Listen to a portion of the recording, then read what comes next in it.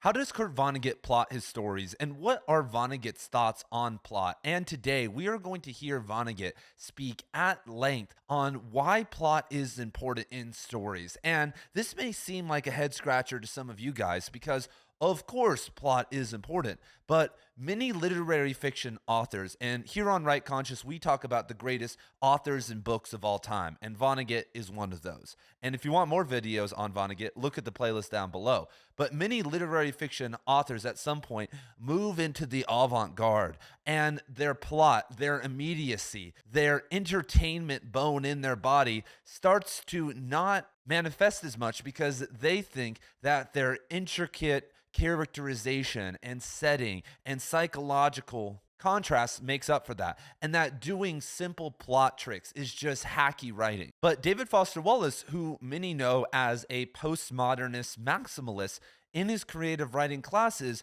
only taught entertaining books. He would have his students read Conan the Barbarian and Silence of the Lambs and Stephen King and others because he said that you guys are really smart. If you are watching writing to videos and want to stand on the shoulders of Cormac McCarthy or Toni Morrison, then you are ambitious enough. But what you need to remember and learn and drill into your head time and time again is the fundamentals. Just like the genre authors who write low fantasy and low science fiction need a little bit of literary fiction and avant-gardeness in their body so it's not just a circle jerk around crappy work. And so that's the framing I want to give you guys before we hear from Vonnegut, which we are about to do right now. I guarantee you that no modern story scheme, even plotlessness, will give a reader genuine satisfaction unless one of those old-fashioned plots is smuggled in somewhere. I don't praise plots as accurate representations of life, but as ways to keep readers reading. And so if you look at Infinite Jest, for example, there is this idea of the entertainment.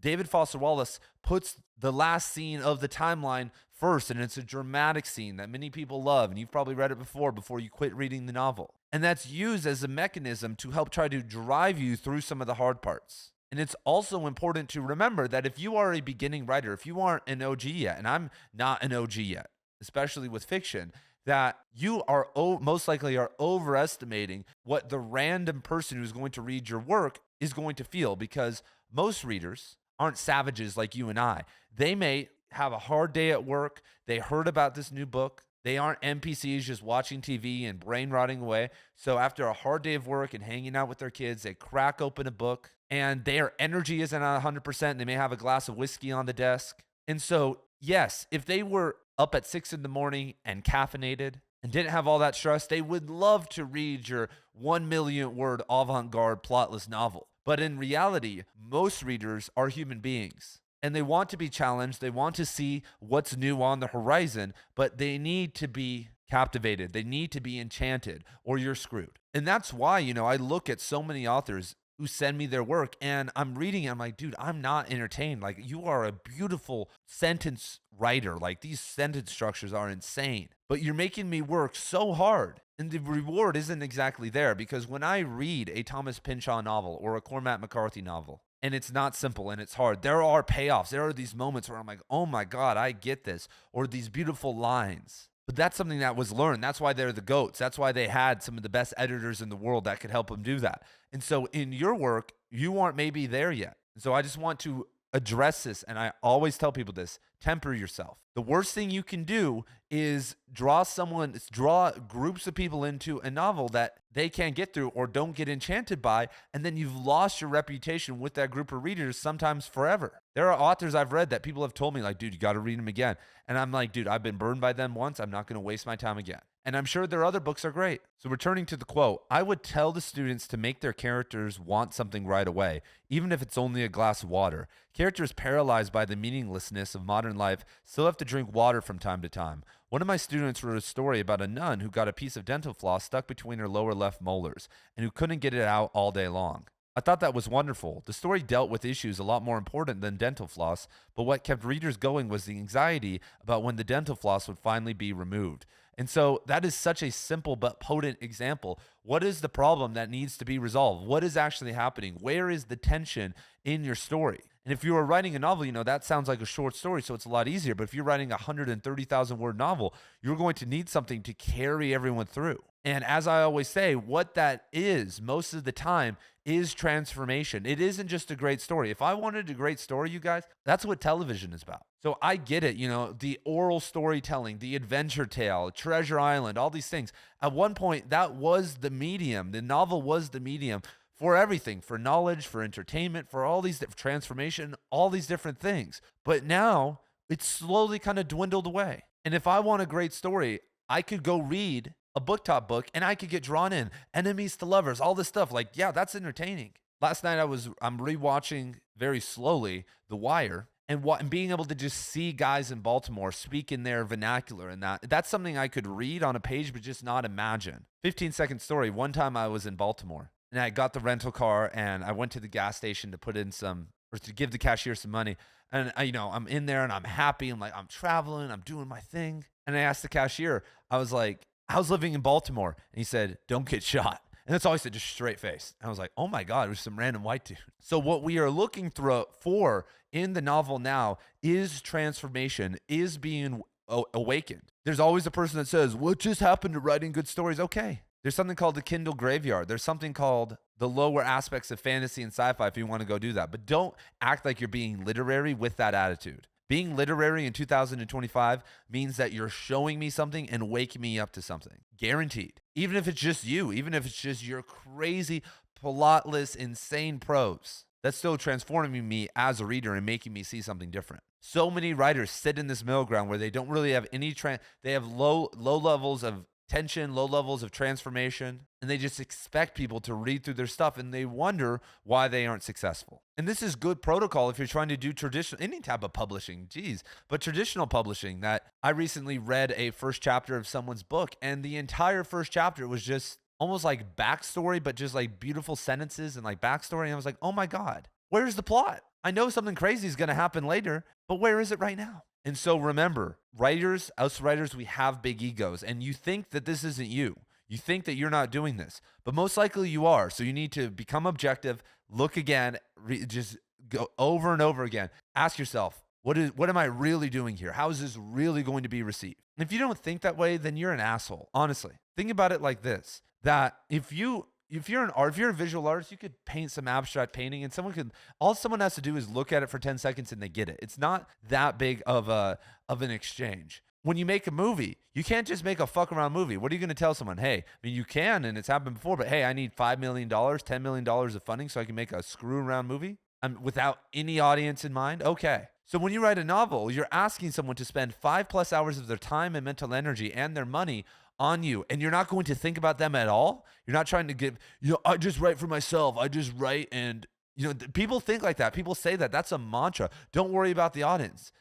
That's who I'm always worried about. I'm not letting them change. I'm not canceling stuff and not, if I want to say whatever word, I'm not going to remove that. But I'm thinking like, is this enjoyable? Is this transformative? And if you're not asking those questions at every turn, maybe not as you're writing, but later from an objective point of view, like I said, then you're just a jerk. You're just pompous, and we don't need you in this movement. And what's crazy about writing is that you can test it. This is the other thing that pisses me off about plot and people, is that you could show people and you could honestly tell me, I know you're my friend. I know you want to build me up. Is this captivating? Is this transformative? Look at this chapter. Tell me. You could find a sample audience. You can do testing. You can do A/B testing. If you're actually revising, you can write scenes differently and see how people actually react. This is why so many great authors have their wives read their work and think about it, or their friends and stuff. You have the opportunity to do that. You're like, I don't have anyone to help me with. Well, there's something called mutual editing. If you get a part of some of the groups that I'm in, that I'm running for free, you can meet people, and then if you edit their stuff and read their stuff, they'll do the same for you. All of this is very clinical at some level. And it needs to be before you flower out. Everyone wants to be Kobe Bryant or Michael Jordan or Bach or the composer before they practice the scales, before they imitate, before they are in the band. And that's what your early career as a writer is that you're learning the fundamentals. You're gaining momentum. You're gaining an audience. You're getting a book published with someone good. and then you move on. Returning to the text, when you exclude plot, when you exclude anyone's wanting anything, you exclude the reader, which is a mean-spirited thing to do. You can also exclude the reader by not telling him immediately where the story is taking place and who the people are and what they want. Once again, I see that happen all of the time. If you don't have any readers, then you need to calm down, honestly. Follow the principles and go crazy in every other aspect of the novel. This isn't music. I was just talking about all these other music. You can sit and listen to a song and be like, oh, I like that. And then listen to another album and find stuff you like. With the novel,